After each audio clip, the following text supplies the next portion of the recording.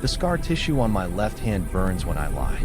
It's burning now as I bow to the housekeeper, Mr. Cho, who's explaining for the third time how Master Kong prefers his newspapers ironed flat before breakfast. The tissue, a constellation of white lines from a blowtorch interrogation in Manila, feels like it's on fire. Because I'm not here to iron newspapers.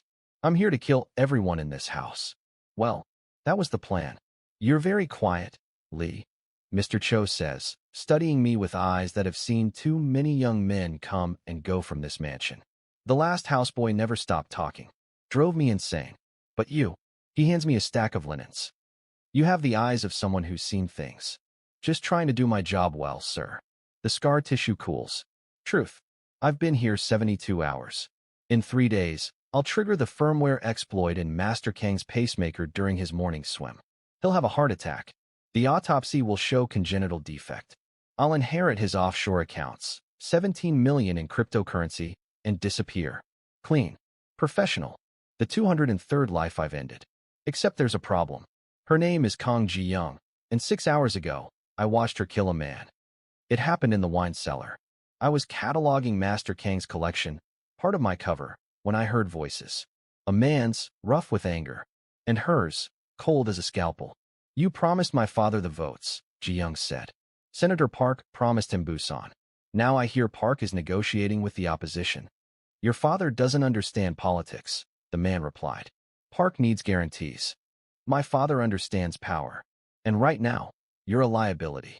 I pressed myself against the wine racks, watching through a gap between bottles. Ji-young stood in the center of the cellar, wearing a white silk blouse and tailored pants. The man, middle-aged, expensive suit, backed toward the door. Ji-young, be reasonable. I am being reasonable. You have 2 choices. Convince Park to honor his agreement, or I'll send Park photos of you and his 18-year-old intern. The one you've been paying rent for in Gangnam. Along with bank records showing you've embezzled 400 million won from the campaign fund. The man's face went purple. You're bluffing. She pulled out her phone, swiped twice, and turned the screen toward him.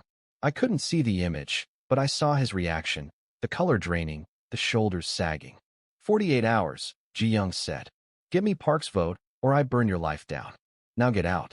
The man left like a whipped dog. Ji-young waited until his footsteps faded, then pulled out a different phone, a burner, and made a call. It's done. He'll comply, or he'll be destroyed. Either way, we get Busan. No, father doesn't know. He thinks I'm planning charity galas. Let's keep it that way. She hung up and stood there for a long moment, staring at nothing. Then she whispered, I'm sorry, mother. That's when I knew. The file I'd been given was wrong. Master Kong wasn't the threat. His daughter was. The next morning, I brought her breakfast in the garden. She was reading a book on constitutional law, making notes in the margins.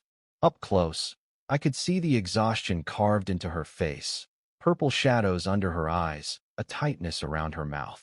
She looked like someone who hadn't slept well in years. Your scrambled eggs, Miss Kong. Thank you, Lee. She didn't look up from her book. I set down the tray and turned to leave. Lee. Her voice stopped me. Do you believe people can be good and do terrible things? My scar tissue burned. I don't understand, Mississippi. It's a philosophical question. Can someone be fundamentally good, want good things, believe in good things, but still do monstrous acts? Or does the act define the person? I thought about the Bangkok job. The target had been a human trafficker. I'd spent 3 weeks watching him, learning his patterns. He coached Little League on Saturdays, donated to orphanages, cried watching his daughter's school plays. He also sold children. I'd killed him in his sleep. Never regretted it. I think, I said carefully. People are more complicated than good or bad. We're all just trying to survive. Sometimes survival requires ugly choices. Ji-young looked up at me then, really looked, and I saw something flicker in her eyes. Recognition. As if she'd just realized I wasn't what I appeared to be. You're not really a houseboy, are you? My heart stopped. I've been doing this job for 4 months, Mississippi. I don't. You move wrong, she interrupted. Too balanced. Too aware. When Mr. Cho dropped that vase yesterday, you were halfway across the room before it hit the ground.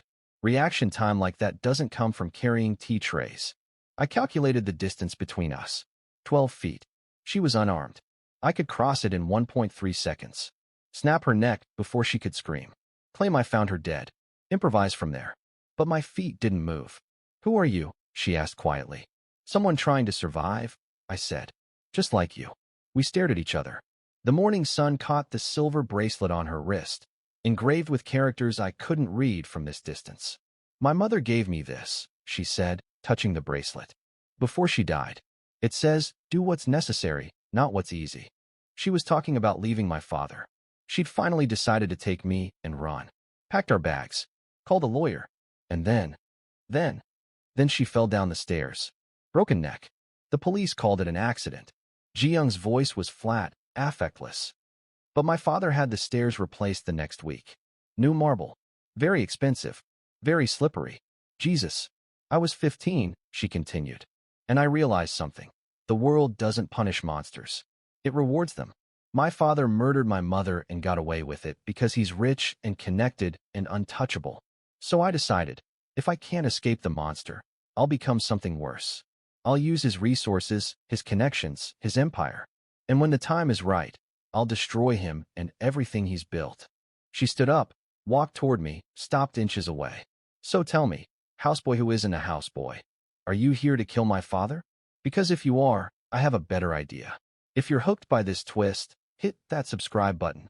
This story is about to take you somewhere you won't see coming." We met in her private study that night. She'd swept it for bugs. Apparently she did this weekly, and poured us both whiskey. I didn't drink mine. Training. "His name is Kong Dae-young," she said, pulling up files on her laptop. "My father. On paper, he's a legitimate businessman.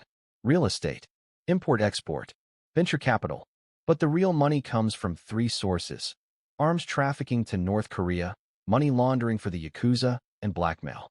He has files on 247 politicians, business leaders, and judges. He's untouchable." "I know," I said.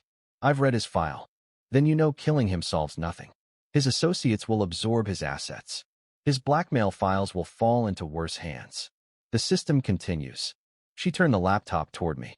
"But if we dismantle his empire first, expose the corruption, seize the assets, burn the blackmail network, then kill him, we don't just remove one monster. We collapse the entire structure." I studied the screen. Transaction records, shipping manifests, communications logs. "This would take months," I said.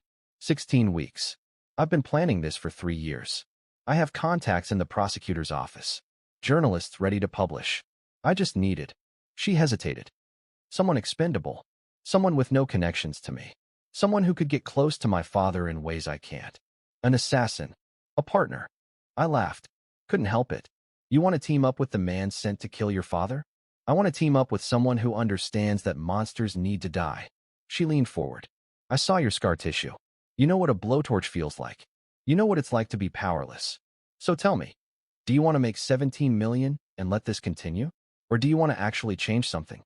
The scar on my hand burned cold. Truth and lies tangled together. "Why trust me?" "Because 3 days ago, you were in the kitchen at midnight, staring at a knife," she said quietly. "And you put it down. You've been in this house 72 hours, and you haven't killed anyone. You could have killed me in the garden this morning. You didn't. So either you're incompetent, which I doubt, or you're having second thoughts." She was right, and I hated that she was right. "If I help you," I said, "I want something in return. Name it. Immunity. Full pardon. New identity. I'm done after this." Ji Young smiled, the first genuine smile I'd seen from her. "I'm collapsing a criminal empire, and you want to retire? How disappointingly human of you. Do we have a deal?" She extended her hand. "Partners." I shook it. Her grip was firm, dry, confident. And that's how I became complicit in my own mission's failure. We'd been working together for a week when Ji Young brought up the arms shipment. She'd been monitoring it for months. North Korean diplomats, Chinese brokers, Kang's logistics network. 15 million in untraceable weapons moving through Busan port. "We need documentation," she said over our nightly meeting in her study. The bags under her eyes had deepened. Neither of us was sleeping much. "Photos, serial numbers, shipping manifests, proof that ties my father directly to the transaction. Your father doesn't go to the docks." "No, but his head of security does. Park Min-ho, former intelligence. Very loyal. Very paranoid." "How paranoid?" "Checks his car for bombs every morning. Varies his route. Never eats food he doesn't prepare himself. I thought about it. Does he have family? Divorced. One daughter. College student. No contact. Girlfriend. Ji-young pulled up a file. Escort. High-end. He sees her every Thursday night. Same hotel. Same room. I smiled. Book the room next door. Thursday night. I was in room 1847 of the Shilla Hotel with a parabolic microphone and a DSLR with a telephoto lens. Ji-young was in the van outside, monitoring communications. Park Min-ho arrived at 10 p.m. The escort, professional, beautiful, bored, arrived 5 minutes later. They didn't have sex. They talked. For 3 hours, Park Min-ho told this woman about his life. His failed marriage. His estranged daughter. His guilt over the things he'd done for Kong. He cried. She held him. It was the saddest thing I'd ever seen. At 1 a.m., he mentioned the shipment. Casually. Pillow talk. Biggest deal we've ever done, he said. 15 million in small arms. If this works, Kang's looking at long-term contracts with Pyongyang. He'll be untouchable. That's wonderful, the escort said, in a tone that suggested she couldn't care less.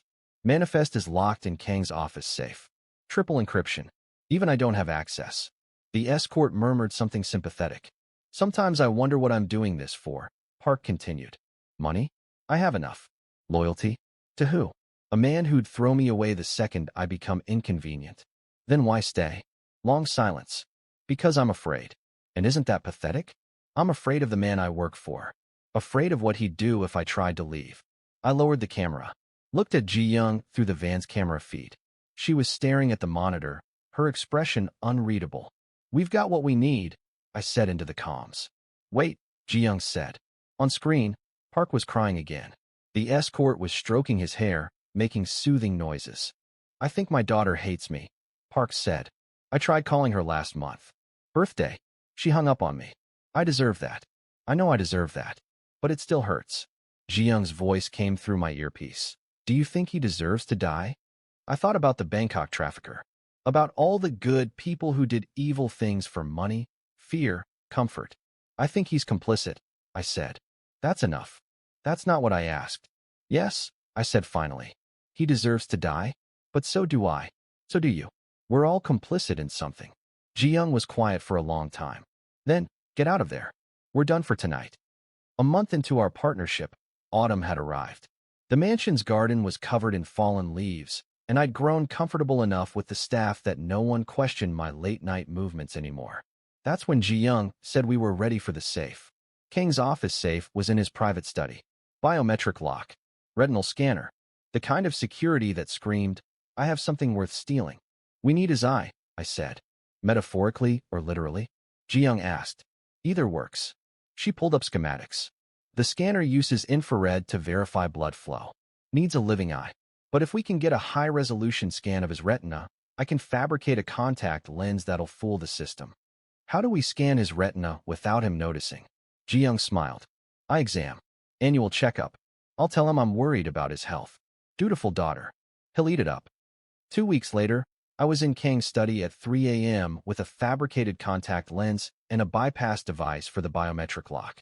The safe opened with a satisfying click. Inside, contracts, ledgers, USB drives, and a leather journal. I photographed everything, copied the drives, started to close the safe. Then I opened the journal. It was written in Kang's handwriting. A diary. I flipped to a random page. Asterisk, Ji-young asked about her mother today. She wanted to know if the fall was really an accident. I told her yes. The lie came easily. It always does. But I saw something in her eyes, suspicion. My daughter is too smart for her own good. Too much like her mother. I'll need to watch her carefully. Can't have her becoming a liability. Asterisk. I kept reading. Asterisk. Ji-young turned 18 today. She's beautiful. Brilliant. Everything I wanted in a son. But she's not a son. She's a daughter. And daughters are leveraged, not legacy. Park has a son in the prosecutor's office. Maybe an engagement. Find the families. Neutralize potential threats. Asterisk. And further. Asterisk. Ji-young knows.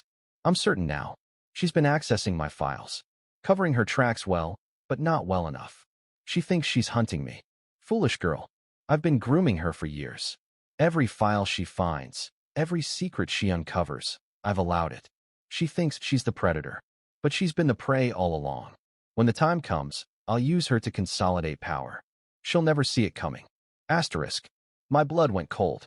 I photographed the journal pages, closed the safe, left the study, found Ji Young in the kitchen, making tea. Did you get it? She asked. Yes. And you need to see this. I showed her the journal photos on my phone. She read them in silence. Twice. Then she set down her tea with a hand that didn't shake. He knew, she said quietly. This whole time. I thought I was hunting him. But he was hunting you. Yes. The files I found. The evidence I've been gathering. He's been letting me find it. She looked up at me. Why? I thought about it. Control. He can't control you through love or fear. So he controls you through the illusion of agency. You think you're dismantling his empire. But really, you're mapping it, learning it, becoming invested in it. And when the time is right, he'll force me to take over. Or kill me and blame it on the investigation. Ji Young's laugh was bitter.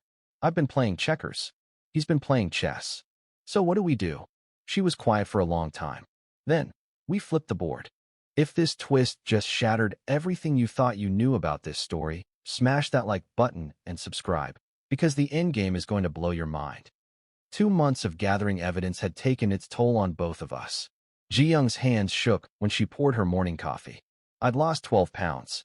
The paranoia was constant. Every footstep in the hallway, every unexpected phone call felt like exposure. We'd documented everything. The arms deals, the blackmail network, Park Min-ho's confessions. We had enough to bury Kong 10 times over. That's when Ji Young said it was time to end this. Her plan was insane. Beautiful. Completely insane. My father thinks he's in control, she said. So we give him control. We let him win. Explain. I confront him. Tell him I know everything. Beg him not to hurt me. Play the terrified daughter. He'll think he's broken me. That I'll fall in line. And then you kill him. Tonight. No pacemaker hack. No heart attack. Just a bullet in his head while I'm in the room.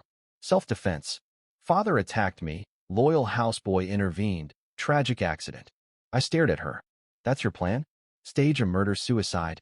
It's elegant. I inherit everything. The evidence we've gathered conveniently comes to light during the estate proceedings. His associates scramble. The empire collapses. And you. She met my eyes. You disappear. New identity. Fresh start. Just like you wanted. What about you? I become the grieving daughter who exposes her father's crimes. Tragic hero. Political capital for years. She smiled grimly. I'll hate every second of it. But someone has to clean up the mess. There was a flaw in the plan. A big one. He'll know, I said. The second you walk in there and confront him, he'll know you're playing him. You can't hide from him. He raised you. I know, Ji Young said softly. That's why I'm not going to hide. I'm going to tell him the truth. That night, I stood outside Kang's study with a pistol and a heart rate that wouldn't slow down. Inside, I could hear Ji Young's voice. I know you've been letting me find everything. I know this was your plan all along. Kang's response was amused. Did you think I was stupid? I've been watching you, Ji Young, waiting to see if you'd become useful or dangerous. Which am I? I haven't decided yet. Silence. Then Ji Young spoke again, and her voice was different. Smaller. Why did you kill Mother? She was going to leave. Take you with her. I couldn't allow that. So you murdered her. I protected my assets. Your mother was leverage. You were leverage. Everything is leverage in this world, Ji Young. The sooner you understand that, the sooner you'll stop being naive. I'm not naive. I'm your daughter. I learned from the best. Then you know what happens next. You stop this pointless rebellion. You take your place in my organization. Or you die? Your choice. I heard movement. A chair scraping. I choose option 3, Ji Young said. That was my cue. I kicked in the door. Kong was standing behind his desk, calm as stone. Ji Young was in the center of the room, trembling. The houseboy, Kong said. I knew you were wrong the second I saw you. Too expensive. Too clean. Someone sent you. He looked at me with something like curiosity. Who was it? Yakuza? Park's people? The prosecutor? Does it matter? I raised the pistol. Lee, wait, Ji Young started. Kong smiled. You're not going to shoot me. Because the second you do, my insurance policy activates. I have dead man switches on 53 files. Everything I know about every corrupt official in Korea. It all goes public. The government collapses. Thousands die in the chaos. You'll be responsible for more deaths than I've ever caused. My finger on the trigger. He's lying, Ji Young said. I checked his systems. There's no dead man's switch. Are you sure? Kong asked. Are you absolutely sure? Because if you're wrong, you'll have blood on your hands forever. Can you live with that? I looked at Ji Young. She met my eyes. And I saw it, uncertainty, fear, the weight of all the terrible things she'd done in pursuit of justice, and the terror that maybe she'd become exactly what she was fighting. I disabled them, she whispered. Last week. But what if I missed something? What if? Kong laughed. You see? This is why children shouldn't play adult games. Too much doubt. Too much conscience. He pulled open a desk drawer. I shot him. 3 times. Center mass. He looked surprised. Then angry. Then nothing. Kong Daeung died on his expensive Persian rug, bleeding out from a Heckler & Koch USP compact, fired by a man whose name he never learned. Ji Young stood frozen, staring at her father's body. There's no dead man's switch, I said quietly. You were right. I checked his systems before I came in. But what if? There isn't. Trust me. How do you know? Because I'm very good at my job. And because men like your father don't have insurance policies. They have egos. He thought he was untouchable. He was wrong. Ji Young sank into a chair. She didn't cry, just stared. Call the police, I said. Tell them your father attacked you. I intervened. Stay consistent. I'll be gone in 10 minutes. Lee, her voice broke. Was it worth it? All of this. I thought about Park Min-ho, crying in a hotel room. About the Bangkok trafficker, coaching Little League. About all the complicated, terrible people I'd killed. I don't know, I said honestly. But it's done. Now we live with it. 6 months later, I was in Lisbon when I saw the news. Kong Empire collapses. Corruption scandal rocks South Korea. Ji Young had done exactly what she promised. Released the files. Testified before Parliament. 43 arrests. 2 cabinet resignations. The prosecutor's office was investigating 300 cases of blackmail and bribery. And Ji Young herself had become a folk hero. The daughter who exposed her father's crimes. Justice incarnate. I wondered if she slept better now. My phone buzzed. Unknown number. A text. Asterisk, thank you. The world is better without monsters. Or so I keep telling myself. J asterisk. I deleted it. Threw the phone in the river. That night, I had the dream again. The one where I'm standing in that study, gun raised, and Kong is still talking. Except in the dream, I don't shoot. I lower the gun. Walk away. Let him live. And then I wake up and remember, I did shoot him. I did become a killer again. And the worst part? I'd do it again. Because some people don't deserve mercy. They deserve consequences. Even if delivering those consequences makes you a monster too. The scar tissue on my hand doesn't burn anymore. It just aches. All the time. That's how I know I'm lying to myself. If this ending left you thinking about justice, morality, and the cost of doing what's necessary, drop a like and subscribe. We've got more stories that'll challenge everything you believe about right and wrong. See you in